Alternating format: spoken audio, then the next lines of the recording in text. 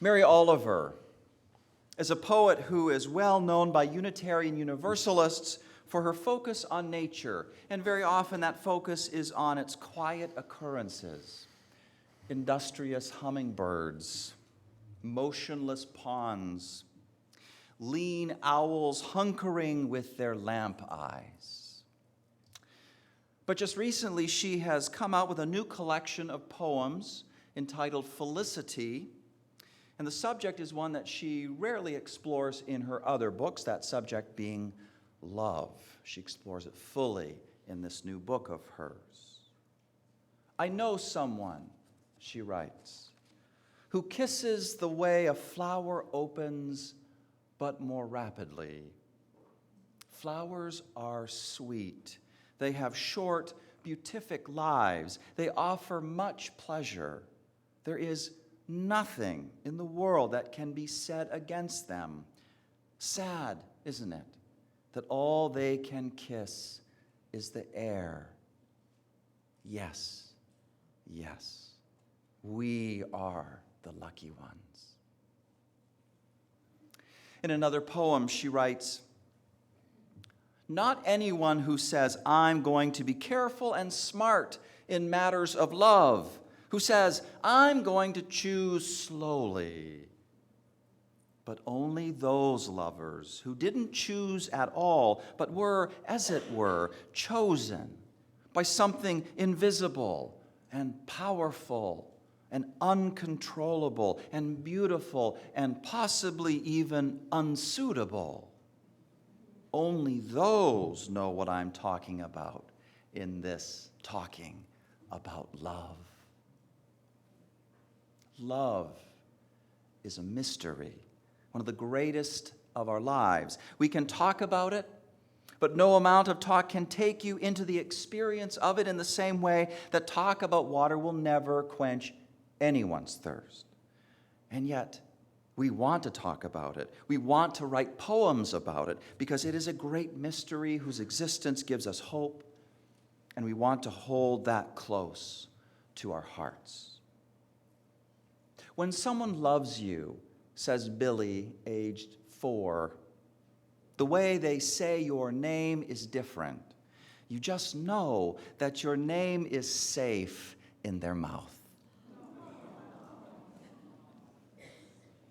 When my grandmother got arthritis, says Rebecca, aged 6, she couldn't bend over and paint her toenails anymore. So my grandfather does that for her all the time, even when his hands got arthritis too. That is love. And then there's Jessica, age 9. You really shouldn't say, "I love you," unless you mean it. But if you do mean it, you should say it a lot. People forget. And that's right. People do forget. So today, we want to remember. That's what we're about today. However, a sermon that tries to remember fully the fullness of love, it never ends. There are never enough words for that. And so with everything going on in our nation and in our world right now, I want to touch on that curious comment that Mary Oliver makes when she speaks of lovers chosen by something invisible and powerful and uncontrollable and beautiful and possibly even unsuitable. In other words, love as a force of transgression. Love which flows wherever it wills and does not respect what society says about who should be with whom. Love which is essentially free. Love which is essentially queer. Love which crosses borders of race and class and ethnicity and ability and politics and does not care what your particular set of plumbing happens to be. Love that has political ramifications. William Shakespeare wrote of this in his play Romeo and Juliet. Two households, both alike in dignity in fair Verona, where we lay our scene from ancient grudge break to new mutiny, where civil blood makes civil hands unclean. From forth the fatal loins of these two foes, a pair of star-crossed lovers take their life, whose misadventured piteous overthrows do with their death bury their parents' strife. Romeo is the son of Montague. Juliet is the daughter of Capulet. And since the two houses are at war with each other, it is completely and utterly unsuitable for Romeo and Juliet to kiss each other the way flowers kiss. But they do. They are star-crossed. They are chosen. And yes, it is terrible to think of the tragedy of their death, but we cannot forget two things here. One is their love's political legacy. The parents' strife dissolved. Strife that had seemed completely justifiable and completely permanent, but no, it was just temporary foolishness. The other thing to remember is that when people are chosen by this sort of love that unites things the world says ought to stay separate, often the result is not tragedy, but comedy. And in the realm of Shakespeare, this means not Romeo and Juliet, but A Midsummer Night's Dream. That's what that means. In this very different play, frustrated people, very frustrated people, they go away from the city, they go into the forest, and there, fairy power, magic power, messes with everything. Everything is hilariously confused. And exactly because of that, the initial frustrations, they are resolved. The right people find each other. And it's not death, but a wedding that closes the action out. Two things to know. Transgressive love can but need not end in tragedy, and by uniting things that ought to stay separate, love becomes a political power for healing. So I want you to imagine something with me. Republican and Democrat are a current version of Montague and Capulet.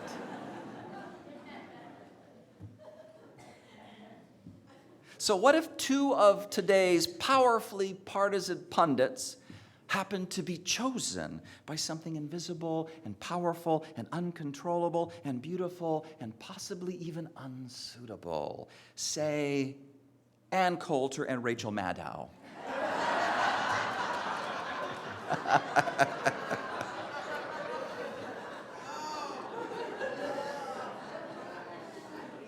United by Romeo and Juliet love.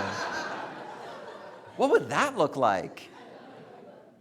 I mean, the partisan mindset is practically impenetrable by reason. Just consider the nature of Congress during the Obama years. It's like the Republicans and the Democrats, they live in completely different universes, exemplified by the recent Senate vote to reject a ban on selling guns to people on the terrorist watch list. And Democrats go, what? What? But what if key standard bearers from the opposite camps, they came together through Romeo and Juliet love? How would what they preach change? What if it was Rush Limbaugh and Oprah Winfrey? Oprah, feeling deeply that her name is safe in Rush's mouth because it is true love. Yeah, I'm being silly. I know that. Thanks for coming along with me. Some of you are just like, oh, hell no. Sorry. I'm looking at you. But I'm also calling us to honor the mystery of love. I'm calling us to honor the mystery of love, which cannot be controlled and goes where it will and brings together the kinds of things that the world says should stay separate and apart. And I'm also calling for us to expand our imagination about what is possible when things are feeling fatally stuck and nothing that is in our control seems to make any difference. That does not mean the mystery is out of tricks. Does not mean that. Love cannot be controlled, but it can be invited. This is something that psychologist Arthur Aaron has shown through his research. And essentially, it goes like this. Two strangers meeting for the first time sit face to face, and they answer a series of increasingly personal questions, 36 of them, to be more exact. Then they stare silently into each other's eyes for 4 minutes. This was a real study, and 6 months later, the two participants of that study got married. And they invited Dr. Aaron's entire lab to the celebration. Now I want you to hold on to this as we bring to mind yet another current version of Montague and Capulet. Fearmongers like Donald Trump and the Islamic State, or ISIS, or ISIL, or Daesh, however you want to describe it. What's particularly tragic about this setup is who's caught in the middle: Muslims and Syrian refugees. Muslims and Syrian refugees who are targets of the foulest hatred. I have heard and seen the most terrible of things, and maybe you have seen and heard those same things too. Nevada Assemblywoman Michelle Fior, Republican, calling for her state to bar refugees from Syria and saying that she is ready to travel to Paris to shoot Syrian refugees herself. I'm okay with putting them down, blacking them out. Just put a piece of brass in their ocular cavity. End their miserable life. I'm good with that. That's what she said. But what if Fior and Trump and all those crazies, what if they actually sat down with a Muslim or a Syrian refugee and asked Dr. Aaron's 36 questions and then just gazed in their eyes for 4 minutes? What would happen then? I will never forget a meeting which gathered folks concerned by yet another Capulet Montague feud, namely Palestinians versus Israelites. A man talked about the good work he was doing. He would invite individual Palestinians and Israelites to his home for a shared meal. And the only thing he asked for is for folks to bring pictures of their families and where they lived. And dinner was just about getting to know each other as human beings. And while explicit political conversation was absent, love was growing in that room, and therefore the dinner was political. It was a force for social change. It was a force for breaking down partisanship and uniting hearts and minds. Love is bigger than sex. Love is bigger than romance. Love is sacred mystery. Love can succeed when all our rational, calculated efforts fail. A long time ago, a man whose very birth was rumored to have been the result of unsuitable and inappropriate love, although others have tried very hard to sweep it under the rug and reframe it as a miraculous virgin birth. This man, he once spoke of the kind of love which unites things that the world wants to keep separate and apart. It's recorded in the Gospels of Matthew and Mark and Luke in the Christian scriptures. Jesus is comparing what he calls the kingdom of heaven to a mustard seed. And from small beginnings, it grows into something big, and it grows all over. And that's pretty much what we get from the parable. And on the surface, this sounds fairly uninteresting. But when you are reading Scripture, please don't stay on the surface. Dig a little deeper. Dig a little deeper. If you do that, you will understand more of Jesus' historical context. You will learn that the people he was talking to were oppressed peasants, and they wanted Jesus to compare the kingdom to something more bold, something more triumphant, something that would represent the complete instant destruction of the Roman Empire and the advent of their long-awaited social and political freedom. But Jesus did not give them that. He gave them a mustard plant. He gave them something scrubby. He gave them something lowly. He gave them something weedy. Jaws dropped when he said it. Also because Jewish religious law dictated that the mustard plant was unclean. Jewish gardens at the time followed the religious injunction that different kinds of plants should never mix, and they need to stay separate from each other. They need to stay in their little zone. But you know what would happen if you threw some mustard seed in there? Well, it would spread, it would grow and spread everywhere. Just like a wild weed, it would mix itself up into everything. It would become the thing in common that all the different plants would share. Jewish religious law didn't like mustard seeds. Too bad, said Jesus. Mustard seeds, they reveal how the kingdom of heaven works. It's a love which overcomes all differences, a love which reconciles all who are separated, a love which is always already in our midst, stirring in our midst now among us, a power just waiting to be recognized and released in this very moment. Unitarian Universalists, we need to get out there and we need to throw mustard seed all over the place. That is what we need to do. We are not necessarily talking instant change, bold and triumphant, crushing the enemy. Just mix things up that usually stay separate. Just one example of this. Get to know a Muslim. Get to know someone who's a Muslim. Look them in the eye and be seen by them in turn. Share a meal. Share pictures. Let transgressive love move in your life. Doesn't have to be about sex or romance. It will be about the garden of your life becoming less ordered and more rich. It will be about feeling that your name is safe in someone else's mouth. I have been in despair recently. These past several weeks have been so troubling to me. Paris, the Planned Parenthood shooting, the San Bernardino shooting,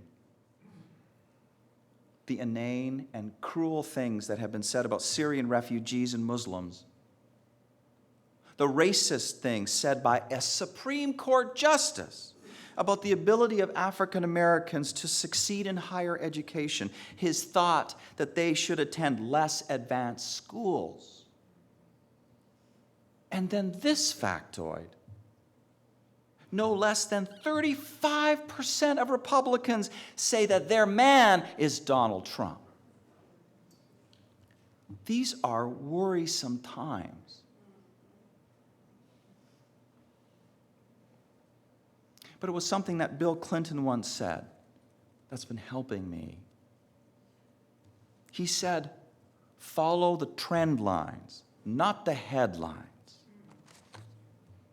The headlines are one thing, minutely sensitive to extremes, but the trend lines, they track a more enduring reality. They're telling us where things are really going. We got to follow the trend lines. And what I know is that in the largest scheme of things, the trend line, it's love. Mustard seed love, spreading and growing like a wild weed.